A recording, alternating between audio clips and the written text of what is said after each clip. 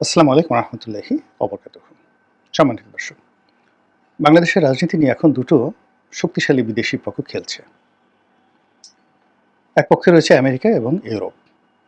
সঙ্গত কারণে তারা বর্তমান সরকারকে সমর্থন দিতে চাচ্ছে এবং দীর্ঘমেয়াদে সরকার থাকুক, এবং এই সরকারের মাধ্যমে তাদের যে কাঙ্ক্ষিত মাকাম রয়েছে, অর্থাৎ গন্তব্য রয়েছে বাংলাদেশকে কেন্দ্র করে, দক্ষিণ পূর্ব এশিয়াকে কেন্দ্র করে, বে অফ বেঙ্গলকে কেন্দ্র করে, সেই জিনিসগুলো তারা বর্তমান সরকারকে নির্ভরযোগ্য মনে করছে। It's fact. ২ নম্বর হলো ভারত খেলছে বাংলাদেশকে নিয়ে। তাদের ১ নম্বর পছন্দ আওয়ামী লীগকে পুনর্বাসন করা, প্রত্যাবাসন করা, এবং সঙ্গে জাতীয় পার্টি, জাসদ, অন্যান্য যে সকল আওয়ামী লীগের সহযোগী সংগঠন রয়েছে তাদের মাধ্যমে। এবং এই কাজ করার জন্য তারা বর্তমান সরকারকে ব্যর্থ করে দেওয়ার জন্য সর্বোচ্চ শক্তি তারা নিয়োগ করছে।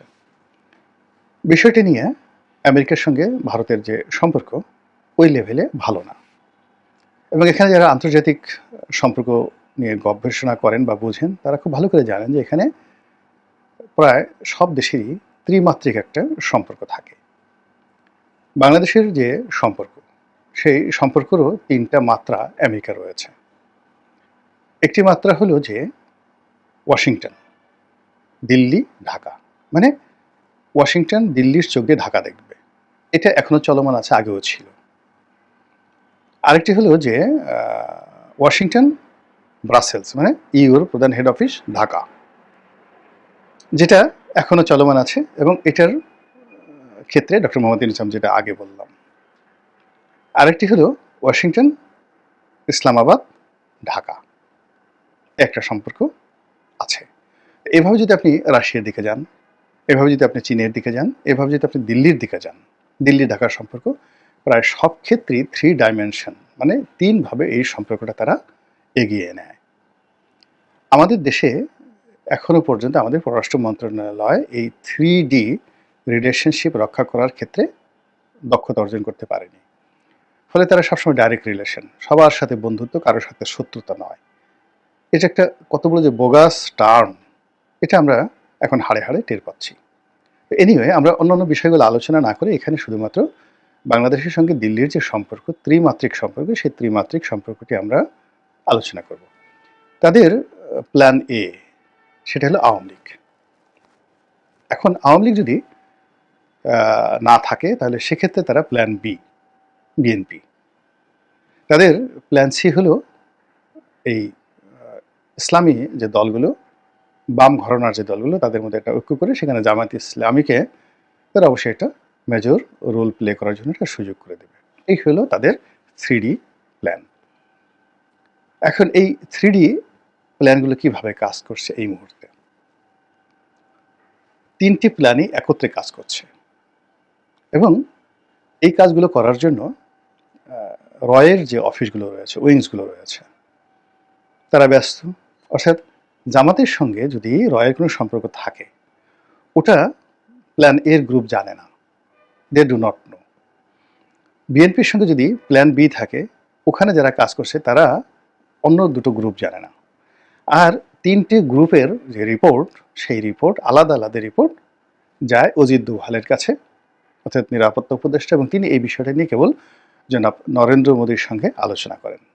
আর নরেন্দ্র মোদী রাজনৈতিক অঙ্গনে পরবর্তীতে তিনি প্রয়োজন মনে করলে তিনি অমিত শাহ বা অন্য কারোর সঙ্গে, রাজনাথ সিং যিনি প্রতিরক্ষা মন্ত্রী রয়েছেন বা জয়শঙ্কর রয়েছেন, তার সঙ্গে তিনি আলাপ করলেও করতে পারেন। কিন্তু কূটনৈতিক লেভেলে, রয়্যাল লেভেলে যে আলাপ আলোচনাগুলো হয়, সেটা এভাবে কাজ করে।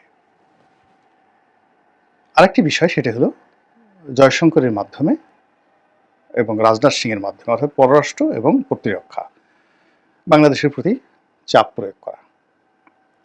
এখন সেই চাপ বিএনপির উপর হচ্ছে, আওয়ামী লীগের উপর হচ্ছে। আওয়ামী লীগকে যে খুব চুম্বন করা হচ্ছে তা নয়, তাদেরকে দিল্লিতে টাইট দেওয়া হচ্ছে, কলকাতাতে টাইট দেওয়া হচ্ছে, বাংলাদেশে তো যারা দড়ির উপর আছে তাদেরকেও টাইট দেওয়া হচ্ছে, বলা হচ্ছে তোমাদের ভুলের কারণে এগুলো হয়েছে, আমরা তোমাদেরকে কি না করেছি, 3টি নির্বাচন করে দিয়েছি, তোমাদেরকে সেই খুশির জন্য, তোমাদের সার্ভাইভের জন্য আমরা যে ছিটমহল চুক্তি করেছি, এবং ছিটমহল চুক্তির মাধ্যমে প্রায় 20,000 একর জমি নজিরবিহীনভাবে আমরা তোমাকে দিয়েছি, ট্রানজিট চুক্তি করেছি, কত কিছু করেছি তোমাদেরকে দেওয়ার জন্য, আর তোমরা খালি এক তিস্তা চুক্তি হয় নাই অকৃতজ্ঞর মতো বলে বেরিয়েছে যে ভারতকে সব দিয়েছো ইত্যাদি ইত্যাদি বিভিন্ন কথাবার্তা। এই কথা বলে সকাল বিকাল আওয়ামী লীগকে অবদমিত করে তাদেরকে একেবারে রীতিমতো বাক্সবন্দী করার বা তাদেরকে একেবারে যাকে বলা হয় মেরুদণ্ডহীন তাবেদার বানানোর জন্য সমস্ত চেষ্টা করা হচ্ছে। এবং ওখানে আওয়ামী লীগের মধ্যে A team, B team, C team তৈরি করার চেষ্টা চালাচ্ছে। দেশের ভিতরেও তাদের একটা টিম কিন্তু কাজ করছে পলিটিক্যাল লেভেলে, যেটা পররাষ্ট্র মন্ত্রণালয় এবং স্বরাষ্ট্র মন্ত্রণালয়। আর গোয়েন্দা যে কাজগুলো করছে তারা সংগঠিত করছে। এই গেল একটা। এরপর হলো যে বাণিজ্যের যে চাপ এবং তার সঙ্গে সঙ্গে কূটনৈতিক চাপ, এটাও কিন্তু ভারত দেওয়ার চেষ্টা করছে এই তিনটি গ্রুপকেই, যাদেরকে নিয়ে তারা খেলছে। তো অন্যান্য বিষয়গুলো আলোচনা না করে এই মুহূর্তে শুধুমাত্র বিএনপিকে নিয়ে আলোচনা করব, জামাতকে নিয়েও নয়। এর কারণ হলো, আপনি দেখেছেন যে জামাতের সঙ্গে ভারতের সম্পর্কের যে বিষয়গুলো নিয়ে সারা বাংলাদেশে তোলপাড়। জামাতের যারা দীর্ঘদিনের বন্ধু, পরীক্ষিত বন্ধু, যারা চায় জামাত ক্ষমতায় আসুক, তারা অনেকেই জামাতের এই ভারতমুখিতার কারণে ব্যক্ত বিরক্ত। আবার অনেক সোশ্যাল মিডিয়াতে যারা অ্যাক্টিভিস্ট রয়েছেন তারা অনেকেই বিএনপির সঙ্গে যে ভারতের সম্পর্ক দহরম মহরম, এটা নিয়ে নানা রকম নেতিবাচক যে তথ্য উপাত্ত সহকারে নানা রকম প্রচারণা এবং প্রোপাগান্ডা তারা চালাচ্ছেন।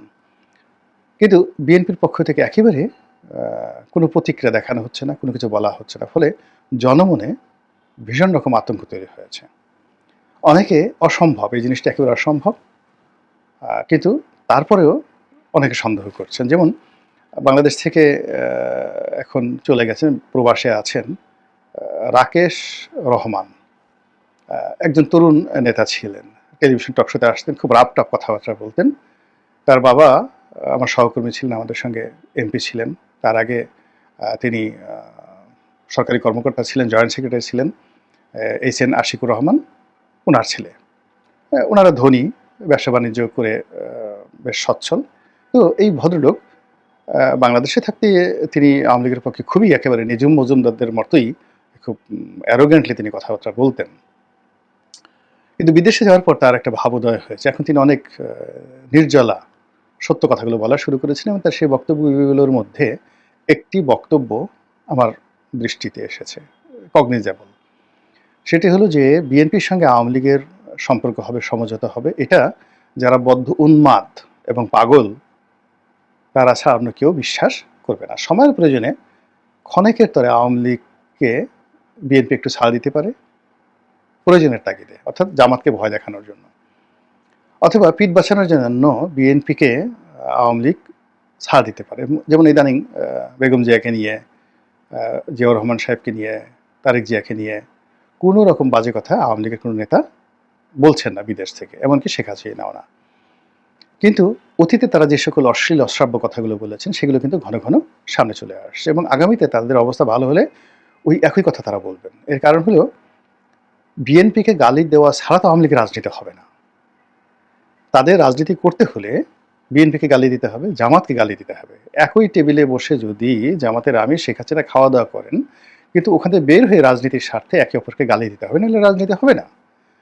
এবং এটা আমি প্রথম একেবারে নির্জলাভাবে, আজ যেভাবে রাকেশ রহমান বলেছেন, রাকেশ না রাশেক রহমান, আমি সরি, আমার ছোটো ভাই, আমার ভাই আর কি, মনে কিছু করবে না তিনি যদি এই জিনিসটা থাকেন। এই মুহূর্তে জাস্ট কথা, আমি তো স্ক্রিপ্ট ছাড়া কথা বলি, অনেক সময় এলোমেলো হয়ে যায় আর কি। তো সালাউদ্দিন কাদের চৌধুরীর সঙ্গে আমার একদিন একান্তে অনেকক্ষণ, প্রায় 2-3 ঘন্টা বৈঠক হলো তার কমার্শিয়াল অফিস, যেটা শরীফ ম্যানশনে। তখন বাংলাদেশের শীর্ষ ব্যবসায়ী তিনি, আমি তখন চাকরি করি একটা পত্রিকাতে, খবর গ্রুপে। তো ওনার একটা সাক্ষাৎকার নেওয়া উপলক্ষে উনিও ভালো মুডে ছিলেন, প্রায় 2 ঘন্টা এরকম আলাপ আলোচনা। তখন তিনি স্বতন্ত্র দল করেন, বিএনপিতে যোগদান করেননি। তো যাই হোক, তো একটা সময় উনি বললেন যে শেখ হাসিনার সঙ্গে তার কেমন সম্পর্ক, বঙ্গবন্ধুর সঙ্গে তার কিরকম পারিবারিক সম্পর্ক ছিল, তার বাবার, তার পরিবারের। এগুলো বলে অনেকটা আবেগতাড়িত হয়ে গেলেন, এবং তিনি বিএনপিকে পছন্দ করেন না, বেগম জিয়াকে তো একেবারেই পছন্দ করেন না। এবং যে সকল কথা উনি বললেন আমাকে, মানে সেগুলো আমি বলতে পারবো না এখানে। এবং আপনি তার বিরক্তির সেই জিনিসগুলো আপনারা দেখতে পেরেছেন যে উনি একবার বলে ফেলেছিলেন যে আগে জানতাম কুকুরের লেজ নাড়ায়, এখন দেখি লেজে কুকুর নাড়াচ্ছে। এবং বিএনপি তখন ক্ষমতায়, তারেক রহমানকে ইন্ডিকেট করে, বেগম জিয়াকে ইন্ডিকেট করে এত বড় কথা সালাউদ্দিন কাদের চৌধুরী ছিল কেউ বলতে পারতেন না। তো আমি